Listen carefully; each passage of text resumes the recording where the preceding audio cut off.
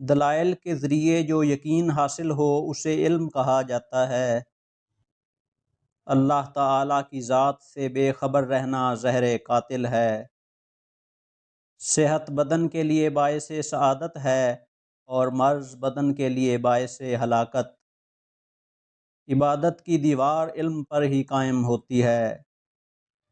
جس شخص پر اللہ کا خاص احسان ہوتا ہے اسے ہی دین کا معلم بننے کا شرف عطا ہوتا ہے۔ جو شخص علم نہ سیکھے وہ عبادات اور ان کے ارکان ٹھیک طریقے سے ادا نہیں کر سکتا۔ اے عبادت کے طالب، تجھ پر عبادت میں مشغول ہونے سے پہلے اپنے گناہوں سے توبہ کرنا لازم ہے۔ صرف ندامت کو توبہ نہیں کہا جا سکتا، کیونکہ گناہوں پر پشیمانی بندہ کے اختیار و قدرت میں نہیں۔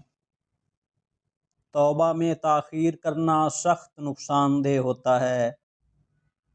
عالم دین پر لازم ہے کہ ظاہر میں تو لوگوں سے ملا رہے مگر دل سے ان سے بالکل الگ رہے۔ دعوت قبول کرنے میں امیر و غریب کا فرق مت کرو۔ راہ دور ہونے کی وجہ سے دعوت رد نہ کرو۔ فقیر کو صدقہ دے کر احسان نہ جتلا، بلکہ اس کے قبول کرنے کا خود احسان مند ہو۔ عورت کی بدخلقی پر صبر کرنے والا حضرت ایوب علیہ السلام کے صبر کے برابر ثواب پائے گا۔ اللہ تعالیٰ کا ہر فیصلہ عقل و عدل پر مبنی ہوتا ہے، اس لیے کبھی بھی حرف شکایت ہونٹوں پر نہ لاؤ۔ غصہ شمع انسانیت کو بجھا دیتا ہے۔ عورت میں ایک کمزوری ہے جس کا علاج تحمل ہے۔ اسے رنج نہ دینا چاہیے بلکہ اس کا رنج سہنا چاہیے۔ خاموشی بجائے خود ایک عبادت ہے۔ بدخلقی سے دشمنی پیدا ہوتی ہے اور دشمنی سے جفاکاری۔ انسان کا سب سے بڑا کارنامہ یہ ہے کہ وہ اپنے دل اور زبان کو قابو میں رکھے۔ اپنے آپ کو سب سے بہتر سمجھ لینا حماقت ہے۔ تکلف کی زیادتی محبت کی کمی کا باعث بن جاتی ہے۔ محتاجوں سے مہنگا خریدنا احسان میں ہے اور صدقہ سے بہتر ہے۔ جو غلطی کر نہیں سکتا وہ فرشتہ ہے، جو غلطی کر کے ڈٹ جائے وہ شیطان ہے، جو غلطی کر کے فوراً توبہ کر لے وہ انسان ہے۔ جو دوست مشکل وقت میں کام نہ آئے اس سے بچو، کیونکہ وہ تمہارا سب سے بڑا دشمن ہے۔ بے شک عوام کا فرض ہے کہ ایمان اور اسلام لا کر اپنی عبادات اور روزگار میں مشغول رہیں اور علم کو علماء کے لیے چھوڑ کر ان کے حوالے کریں۔ نفس وہ بھوکا کتا ہے جو انسان سے غلط کام کروانے کے لیے اس وقت تک بھونکتا رہتا ہے جب تک وہ غلط کام کروا نہ لے، اور جب انسان وہ کام کر لیتا ہے تو یہ کتا سو جاتا ہے، کیونکہ سونے سے پہلے ضمیر کو سلا دیتا ہے۔ وہ دعوت سب سے بدتر ہے جس میں امیر بلائے جائیں اور مسکین نہ بلائے جائیں۔ سب انسان مردہ ہیں، زندہ وہ ہے جو علم والے ہیں۔ سب علم والے سوئے ہوئے ہیں، بیدار وہ ہیں جو عمل والے ہیں۔ تمام عمل والے گھاٹے میں ہیں، فائدے میں وہ ہے جو اخلاص والے ہیں۔ سب اخلاص والے خطرے میں ہیں، کامیاب وہ ہے جو تکبر سے پاک ہے۔ کسی کی پہچان علم سے نہیں ہوتی بلکہ ادب سے ہوتی ہے، کیونکہ علم تو ابلیس کے پاس بھی تھا لیکن وہ ادب سے محروم تھا۔ تم پردے میں وہ کام نہ کرو جو لوگوں کے سامنے نہیں کر سکتے۔ دنیا کا طلبگار سمندر کا پانی پینے والے کی طرح ہے، جس قدر پیتا ہے پیاس اور لگتی ہے۔ مومن پر لعنت کرنا اس کو قتل کرنے کے مترادف ہے۔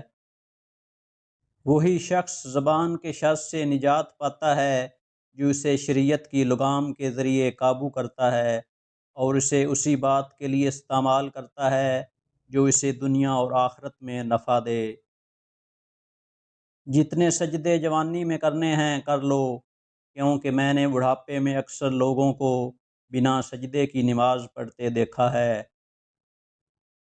اگر تیرا دوست تنہائی میں تجھے تیرے عیوب سے آگاہ کرے تو چاہیے کہ اس کا احسان مانے اور غصہ نہ کرے، کیونکہ یہ ایسا ہے کہ جیسے کوئی شخص تجھے آگاہ کرے کہ تیرے کپڑوں میں سانپ ہے تو اس کی بات پر غصہ نہ ہوگا اور اس کا مشکور ہوگا۔ ایک جگہ ایسی ہے جو شہوت کی آگ کو تیز کر دیتی ہے، اور وہ ہے ایسی سماع یا مجلس جہاں مردوں کے ساتھ عورتیں بھی موجود ہوں اور حاضرین مجلس جوان اور اہل غفلت ہوں، اور ایسی مجلس حرام ہے۔ جب مجھے پتہ چلا کہ محل کے بستر اور خالی زمین پر سونے والوں کے خواب ایک جیسے اور قبر بھی ایک جیسی ہوتی ہے، مجھے اللہ کے انصاف پر یقین آ گیا۔ 3 عورتوں سے ہمیشہ دور رہو، تمہیں کنگال کر دیں گی۔ نمبر 1، جھوٹی عورت جو ہمیشہ تمہیں دھوکے میں رکھے گی۔ نمبر 2، بخیل عورت جو اپنے تھوڑے سے نفع کے لیے تمہارا بہت سا نقصان کر دے گی۔ نمبر 3، بد عمل عورت جو تمہیں ایک نوالے پر بیچ ڈالے گی۔ اگر ہم سے غلطی ہو جائے تو ابلیس کی طرح دلیر نہیں ہونا چاہیے، بلکہ معافی مانگ لینی چاہیے، کیونکہ ہم ابن آدم ہیں، ابن ابلیس نہیں۔ اگر رزق عقل اور دانشوری سے ملتا تو جانور اور بیوقوف بھوکے مر جاتے۔ دنیا نصیب سے ملتی ہے اور آخرت محنت سے، لیکن لوگ محنت دنیا کے لیے اور آخرت کو نصیب پر چھوڑ دیتے ہیں۔ ہر لکھنے والے نے فنا ہو جانا ہے، لیکن لکھی ہوئی چیز ہمیشہ باقی رہے گی، تو اپنے ہاتھ سے ایسی چیز تحریر کر جا جس کو قیامت کے دن دیکھ کر تو خوش ہو جائے۔ سب سے اعلیٰ درجے کی دولت زبان ذاکر، دل شاکر اور زن فرما بردار ہے۔ جھوٹی باتیں اور جھوٹی قسم کھانا یہ نہایت زبردست گناہ ہے۔ امانت میں کبھی خیانت مت کرو، خواہ لوگ تم سے خیانت ہی کیوں نہ کر رہے ہوں۔ نکاح سے پہلے لڑکی کو دیکھ لینا سنت ہے، جس نے عورت کو دیکھے بغیر نکاح کیا اس کا انجام غم اور پریشانی ہے۔